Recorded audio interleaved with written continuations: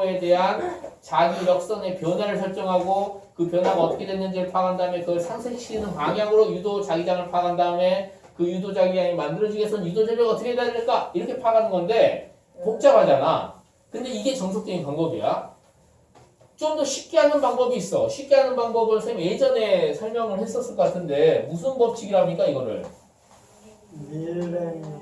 밀당의 법칙이라고 합니다. 밀당의 법칙. 진짜요?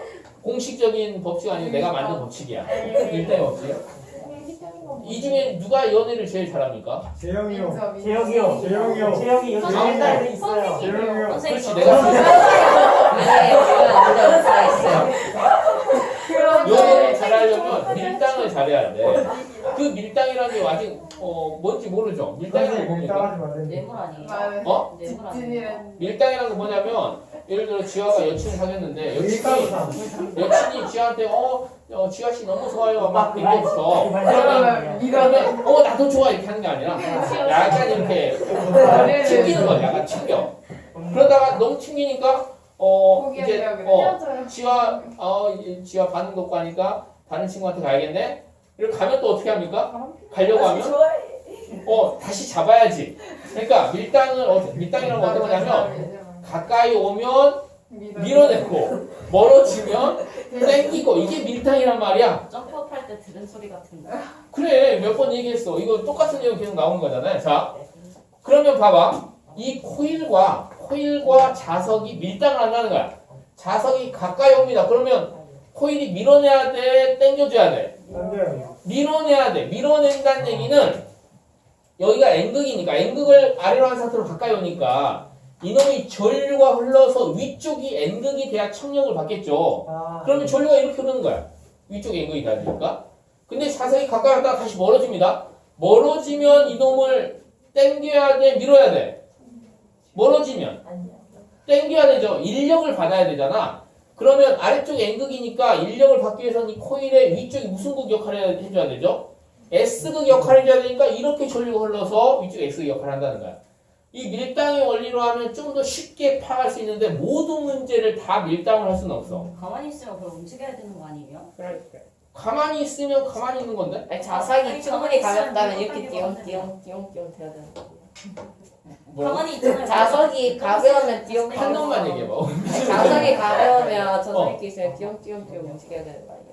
그냥 떨어지잖아요. 그럼 그냥 당기죠, 밀어내죠, 당기잖아요. 그럼 움직이잖아요. 움직입니다. 그러니까 봐봐. 자석을 가까이 하잖아. 그러면 실제 이거를 실험을 해보면 혹시 막 자석을 가까이 합니다. 그럼 어떻게 하는 거야? 약간 자석을 가까이 하면 약간 뒤로 밀려나. 자석을 당기면 약간 끌려와. 그러니까 자석의 움직임과 같이 왔다 갔다 합니다. 그럼 무한동력. 맞아요. 그렇지. 이게 멈추면 이것도 멈출 수밖에 없죠. 아무리 힘도 죽었잖아요. 그런 거야. 이게 가만히 있는데 이 움직임이 왔다 갔다 하지 않아. 이 운동, 이 변화에 반응하는 겁니다. 변화에 반응해서 그걸 상쇄시키는 방향 움직이다 보니까 가까이 하면 밀려나고 이따가 선생님이 유튜브 영상을 보여줄 텐데 전자 이도 현상에 관한 영상이 있습니다. 아니 여기 저기도 있지 않아요? 그걸 한번 보여줄게. 자. 다 같이 보는 거 아니죠? 나 자. 저기 대관이식 가서 스팽 띄워놓고 와, 재밌겠다. 자. 근데 그 시험 언제 하지? 자, 이렇게 됐고. 그니까 저번 시험. 자, 그 다음에 자속에 대해. 자석의 젤리 입으셔. 괜찮아. 너희들 목소리가 너무 세고 있다, 여기.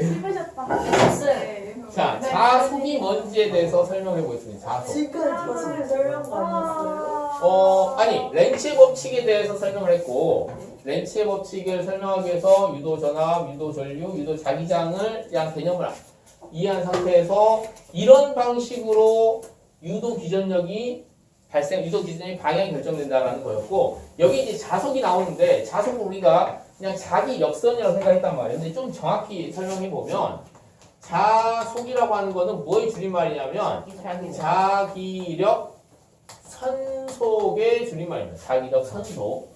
자기력 선속이라는 건 또 그럼 뭐냐? 자기력 선속이라고 하는 거는 임의의 면적을 지나는 자기력선의 총 개수라고 볼 수 있습니다. 이거 어떻게 세요? 임의의 어떻게 세요? 어떻게 쓰냐고? 어떻게 써요?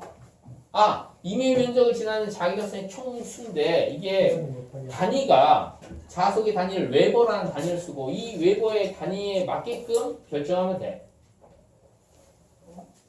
임의 면적을 그러니까 너희들이 생각하는 이 실제 선이 이렇게 있고 근데 이 선은 가상의 선이잖아요. 자기력선의 선은 실제 있는 게 아니지. 우리가 자기력이라고 하는 힘을 표현하기 위해서 력선이라는 거를 표현해보면 뭔가 직관적으로 느낌이 오기 때문에 력선을 그리는 거란 말이야. 자, 우선 적게 임의 면적을 지나는 자기력선의 총수라고 볼 수 있습니다. 기호로는 이거를 파이로 써.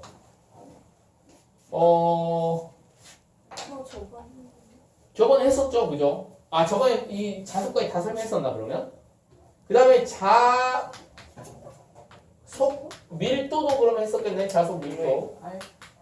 자속 밀도는 뭐냐면 단위 면적. 당연히 이 자속이 밀도잖아. 이 자속 밀도는 단위 면적당 여기 다 설명하셨어요. 다 적어졌습니까? 단위 면적당 자속이 자속 밀도야. 우리가 이걸 뭐라고 하냐면 이걸 자기장의 세기라고 합니다. 자기장의 세기. 자기장의 세기니까 기호를 어떻게 쓸까요? 이걸 B라고 씁니다. 그리고 요 두 개는 어떤 관계에 있냐? 자속을 갖다가 전체 면적, 임의 면적으로 나눠주면 단위 면적당 자속이 나오는 거야. 이걸 달리 써보면 자속이라고 하는 거는 자기장의 세기 곱하기 면적, S는 면적을 표현한 겁니다. S 요거는 면적이다. 요게 이제 그 다음 요거 패러데이 법칙을 설명할 때 요게 가장 중요한 식이 됩니다. 패러데이 법칙을 쓸 때. 자, 우선 아까 썼던 그림을 다시 한번 그려봐. 아까 그렸던 그림 다시 한번 그려보면 이렇게 있는데 불이 들어옵니다. 자석을 가까이 할 때 불이 들어온단 말이야. 근데 불이 좀 환하게 만들고 싶어. 그럼 어떻게 하면 불이 좀 환해질까요? 센 자석을 쓰면. 센 자석을 쓰면 되겠죠. 센 자석을 하면 불이 더 환해집니다. 불이 환해진다는 얘기는 전류가 많이 흘렀다는 얘기지. 전류가 많이 흘렀다는 얘기는 전압이 컸다는 얘기죠. 즉 유도 기전력의 크기, 패러데이 법칙은 유도 기전력의 크기를 결정하는 법칙인데 불이 밝아졌다는 얘기는 유도 기전력이 커졌다는 얘기야. 첫 번째, 그렇게 하기 위해서 센 자석을 쓰면 됩니다. 약한 자석 말고 센 자석을 쓰면 돼. 두 번째, 또 어떻게 하면 될까요? 노선이 저항을 줄여. 노선이 저항을 줄여. 이 저항, 이것도 저항체인데 저항 값을 좀 줄이면 더 밝아지겠죠. 그렇죠. 유도 기전력이 똑같은데 저항이 작을수록 전류가 더 세니까. 그 다음에 또 미친 듯이 흔들어. 미친 듯이 흔들면 되겠죠. 빨리 흔들면 됩니다. 빠르게 흔들면 불이 켜집니다. 같은 재료라고 할지라도 빠르게 흔들면 이게 불이 더 밝게 빛납니다. 근데 그렇게 할 거면 그리고 또- 수동 발전기 왜 사요? 어? 저렇게 할 거면 수동 발전기 왜 사요? 무슨 발전기? 수동 발전기요. 시동 발전기? 수동 발전기. 수동 발전기를 왜 사냐고? 이렇게 돌려. 수동 발전기라는 말 자체가 수동으로 발전한다는 거잖아. 이걸 수동 발전기를 다른 말로 하면 인력 발전기라고 볼 수 있습니다. 그러니까 이게 발전기야. 선생님이 설명한 이 구조가 자석과 코일로 이루어진 이게 발전기입니다. 이걸 움직여주는 거를 사람이 하면 뭐가 되는 거야? 인력으로 발전한다고 해서 인력 발전기가 되는 거고 동력 발전기 이렇게 움직여주는 거를 바람이 부는 에너지를 이용해서 이 자석을 왔다 갔다 움직이면 풍력 발전기가 되는 거고 물이 떨어진 낙차를 이용해서 이 짓을 막 해주면 수력 발전이 되는 거고 석유를 태워가지고 물을 끓인 다음에 거기서 물이 막 부글부글 끓으면서 나오는 증기 압력을 이용해서 그 증기 압력을 터미널을 이용해 돌려가지고 이 돌아가는 걸 이용해서 왔다 갔다 하면 이게 화력 발전이 되는 거고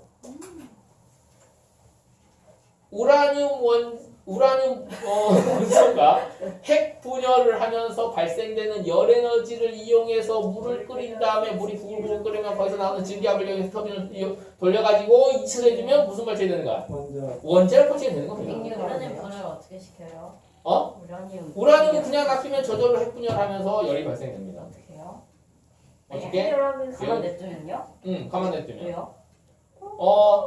우라늄 원소 자체가 매우 불안정한 원소거든. 질량이 매우 크잖아. 근데 그러면은 그냥 원래 우라늄 못 구하는 거 아니에요? 맞아요.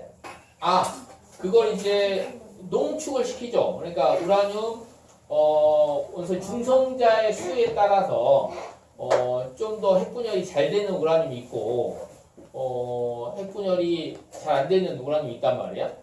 그래서 그 핵분열이 잘 되는 우라늄 238하고 뭐가 있죠? 236. 23 4. 그 질량수를 한번 검색해 보세요. 그러면 이 아인슈타인이 핵폭탄을 만들 때 그 동위원소를 계속 농축하는 작업을 했습니다. 동위원소를 농축해서 핵분열이 되게끔 농도를 만들면 그게 이제 원자력 폭탄이 되는 거거든. 그래서 불안정하기 때문에 핵분열하면서 에너지가 밖으로 방출되고 그 에너지를 이용해서 물을 끓인다는 거야. 선생님. 자, 그래서 이 패러데이 법칙이라고 하는 거는 유도 기전의 크기를 결정하는 법칙인데 우리가 그냥 직관적으로 한번 알아본 것처럼 유도 기전력은 뭔가 빠르게 움직이고 그 다음에 여기에다가 이건 폐로가 하나인데 폐로를 여러 개 만들면 좋을 것 같아. 어떻게 하면 되냐면 한 번 감았는데 여기다 한 번 더 감아. 한 번 더 감아. 이렇게 3번 감으면 폐로가 만드는 면적이 몇 개가 되는 거야? 3개가 되는 거죠. 그래서 3배의 유도 기전력이 발생하는 겁니다. 가문의 수를 많이 하면 많이 할수록 면적이 많아지는 거니까 폐로가 면적이 많아지는 거니까. 자, 그래서 이 법칙식을 한번 써보면 패러데이 법칙식을 써보면 유도 기전력이 크기를 결정하잖아요. 유도 기전력을 이건 전압과 관련된 거니까 V라고 하고 있습니다. 유도 기전력은 여기다 마이너스를 붙이는데 이 마이너스는 렌치의 법칙을 표현해줬다고 보면 됩니다. 뭔가 반대되는 방향이다라는 걸 의미해서 마이너스를 써주는 거고 실제 이 식을 쓸 때 이 마이너스는 적용할 필요가 거의 없어. 왜냐하면 방향을 렌치의 법칙을 별도로 구하고 나서 나머지 크기를 보여주면 되거든. 근데 멀리 뛰면 마이너스가 아니라 그대로잖아. 멀리 뛰면 마이너스가 안 바뀌잖아. 뭘 하면? 그러니까 가까이 하면 응. 방향을 바꾸는데. 아니야. 그러니까 이 마이너스는 우리가 생각하는 그 산술적인 의미에서 플러스 마이너스가 아니라는 거야. 그냥 렌치의 법칙이 상쇄시키는 뭔가 반대되는 방향으로 발생하잖아. 그거를 표현해주기 위한 것뿐이지 이 마이너스가 여기서 큰 의미 그러니까 너희들은 방향은 이 렌치 법칙을 별도로 따로 구하라는 얘기죠. 그래도 마이너스를 생각해. 그 다음에 이 가문 횟수도 보면 거의 대부분 문제에서 가문 횟수가 한 번 감겨있는 경우가 많습니다. 그래서 이 n도 큰 의미가 없어. 가문 횟수는 문제에 바로 보이니까. 그 다음에 이 뒤에 있는 게 제일 중요하죠. 뒤에 있는 게 델타 t분의 델타 파이라는 게 중요합니다. 델타 t는 시간이 되어 있죠. 시간의 변화량 분의 자속의 변화량에 비례한다라는 거지. 이게 패러데이 법칙이고, 자 이렇게 식을 알았는데 실제 문제를 풀 때 이게 어떻게 적용되는지를 또 훈련을 해봐야 되겠죠. 쉬는 시간이라. 자, 요거까지만 풀고, 요 예제까지만 풀고 쉬도록 하겠습니다. 선생님 그 자. 짤을 주셔야 되잖아. 텔레주세요. 짤을 4배로 주시면. 맞아요, 마이쮸. A 16배예요. 맞아요. 지금 선생님이 주문해 놨습니다. 올 겁니다. 그럼 32대. 그러면 주문하신 거 그냥 미리 안 하신 선생님. 주문 선생님이 그 가게 주인한테 직접 가서 말로 주문해가지고 가게 어딘지 말해주세요. 저기 그 후곡 상가 있는 쪽에 있습니다. 이름을 정하시. 마이쮸 가게입니다. 재미없습니다. 자, 이렇게 미음자 모양의 도선이 쭉 들어갑니다. 들어가서 완전히 다 들어간 상태에서 다시 빠져나오고 이렇게 될 때 이게 뭐예요? 미음자 모양의 폐회로야. 뭐예요? 폐회로가 쑥 들어간단 말이야. 이렇게 쑥 자, 들어가고. X는 뭐예요? X는 이 영역 안에 자기력선이 균일한 자기력선이 지금 형성되어 있는 상태입니다. 들어가는 방향으로 형성된 상태에서 미음자 모양이 등속도로 쑥 들어간다고 할 때 A 상태, B 상태, C 상태에 유도되는 유도 기전력의 크기가 어떻게 되겠는가? B가 제일 커요. B가 제일 클 것이다. 맞습니까? 아니요. 아닙니까? 다 똑같아요. 다 제가 똑같습니까? 생각했을 때는 자, 똑같아요. 유도 여기에서 전류가 흐르거든. 이 회로에서 전류가 시계 방향으로 흐를 수가 있고 시계 반대 방향으로 흐를 수가 있습니다. 어느 쪽 방향으로 흐르고 어떤 경우에서 가장 A, B, C 중에 어떤 경우에 전류가 가장 많이 흐르겠는가를 한번 골라보세요. B가 제일 많이 B. 자, 우리가 이렇게 수업을 했는데도 거의 대부분의 의견이 지금 보니까 A요. B가 아니에요. 가장 큰 전류가 흐를 것이라고 대답했단 말이야. A랑 C. 선생님 그거를 이제 지적해 주려고 선생님이 이걸 문제를 낸 건데. 자, 봐보세요. 자, 느꼈어요. B에 흐르는 유도 기전력은 B의 유도 기전력 얼마가 됩니까? 0. 0이 됩니다. 왜냐하면 선생님 여기에 자속이 제일 많잖아요. 그렇습니다. 실제 B가 자속이 제일 많아. 이 전체 면적이 있으니까. 근데 여기는 이 면적만 있죠. 근데 유도 기전력 크기 V는 마이너스 N 델타 T분의 델타 파이잖아. 문제 출제 포인트가 항상 여기 있단 말이야. 이 델타에 있어. 자속에 비례하는 게 아니라 자속의 변화량에 비례하는 거야. 어떤 시간 동안 움직이는 동안 자속의 변화량에 비례. 여기 B 안에서는 지금 자속의 변화량이 있어 없어? 없잖아. 그러니까 자속이 아무리 많아봐야 자속의 변화량이 이 델타 파이가 제로야. 그래서 유도 기전력이 제로. 여기서는 전류가 안 흐릅니다. 와. A 과정과 C 과정에서만 전류가 흘러. 자, 그러면 그 전류는 또 어느 쪽 방향으로 흐를지 이번에는 렌치의 법칙을 이용해서 방향을 해볼까요? 자, A 과정에서는 이 자기장 있는 영역을 쭉 들어가는 과정에서는 전류가 1번 방향대로 이렇게 시계 방향대로 흐를까? 2번 방향대로 시계 반대 방향으로 흐를까? 2번이요. 2번이 되겠죠. 왜냐하면 이렇게 쭉 들어간다고 한다면 자속이 어떻게 돼? 들어가는 방향을 자속이 점점 증가하고 있지. 자연은 그 변화를 싫어한단 말이야. 들어가는 방향 자속이 점점 증가한다. 그걸 상쇄시키는 방향으로 나오는 방향으로 유도 자기장을 만들게끔 유도 전류가 흐르는 거야. 그래서 2번처럼 전류가 흐른다는 거고. 그 다음에 C에서는 당연히 전류가 어떻게 흐를까요? 1번이요. 1번처럼 흐르는 거야. 처음에 들어가는 방향 많이 있었는데 쭉 이렇게 빠져나오면서 들어가는 방향의 자속이 점점 줄어들고 있어. 따라서 들어가는 그 변화를 상쇄시키는 방향은 들어가는 방향으로 유도 자기장이 만들게끔 유도 전류가 흐르는 거니까 1번처럼 전류가 흐르는 거예요. 이따가 이거와 관련된 문제를 많이 풀어보도록 합시다. 쉬는 시간이요.